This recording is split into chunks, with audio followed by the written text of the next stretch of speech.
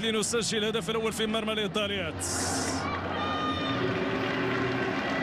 عبر الكاميرا والفرصة فوق مرمى المنتخب الإيطالي. ذاك المغربي لاحظوا عبر وسط الميدان. هنا تقدم للإيطاليات طويلة، كنترول والإبعاد نحو الحارس خديج جرميش.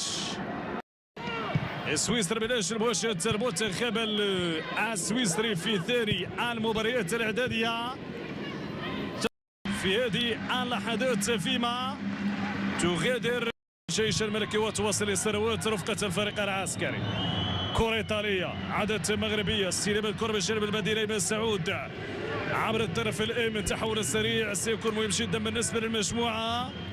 الهجمة المرتدة عبر هجمات يجب أن تكون سريعة خاطفة لتباغت المنتخب الإيطالي. تقدم الرجال اليمنى، حذاري العرضية، فرصة خطيرة ونسمتها. وعلى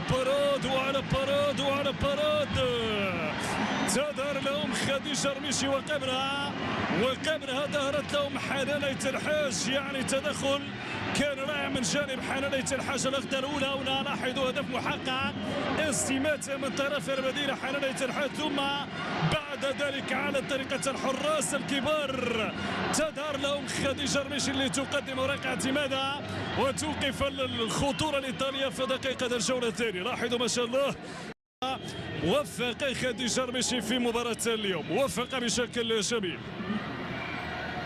تلعب ركلة ركنية إيطالية، فرصة من جديد، حذاري واستلام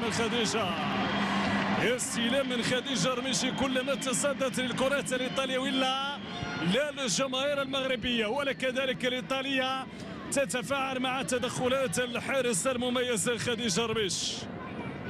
أتمنى أن تواصل بنفس الجرينتا، بنفس الحضور وبنفس التوفيق.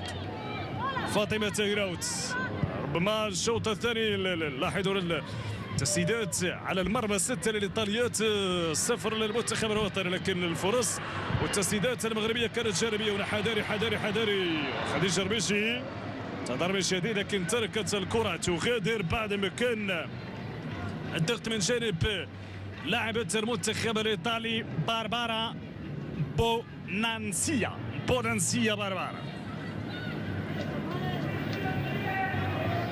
باربارا دي تلعب في نادي اليوفي، عدد كبير من عناصر المنتخب الإيطالي في اليوفي. من وسط الميدان لفائدة الإيطاليات، نصل حدود دقيقة 65 عبر من محاولة تقدم، ضغط متقدم من جانب النخبة الوطني. يعني هذا اسلوب بهذا الشكل وبهذه الطريقه يذكرنا بالمنتخب الوطني الاول مباريات كاس العالم. يعني انت تلعب حسب قدراتك وامكانياتك، تلعب حسب نقاط قوتك، وبذلك الانضباط التكتيكي ثم الانضباط التكتيكي غيكون سلاح مهم جدا بالنسبه للمجموعه. ما ينقص ربما قلت بالنسبه للمباراه اليوم هو التحول من وضع دفاعي لهجومي. يعني بعد الهجمات المرتده السريعه التي اتيحت للمنتخب الوطني لم تستغل. تابعنا الشوط الاول ما حدث في كره سكينه ديكي الوزراوي، وتابعنا كذلك كره غسلان الشباك. لو يكون التقدم حذاري والاستماتة المغربيه تظهر من جديد. يجب ابعاد ياسمين الشاد، يجب ابعاد المنتخب الايطالي. كره ايطاليه من جديد، حذاري، لكن متابعه من طرف خديج جرميش. شافها بالطرف منقبي فريق الجيش الملكي، واصبحت واحده من ابرز اللاعبات على المستوى الوطني والقاري. كره عبر خط الوسط، محاوله تقدم فاطمه تيغراوت اماميه بعيده الثانيه، البحث عن المرافد. لاحظوا مراقبه التحركات هنا بالراس، التدخل من ياسمين الشاد. زينب رضواني من الجهه اليمنى، زينب طويله، كره زينب يا زينب. لو تاتي فرصه الانفراد صوب مرمى. محاوله تقدم من الوسط، هنا الاستماتة ضاعت الكره. حذاري من بعد الاخطاء، تمشي طويله، حذاري من الاخطاء اللي تخلينا نمنح الهدايا للمنتخب الايطالي في اللحظات الاخيره. صرامه المستوى المحترفه بالدوري الفرنسي، ريسا الحمري دخولها يمنح بعض الادوار الدفاعيه كما شاف هذه التمريره لنجاة بدري بدري للجهه اليمنى.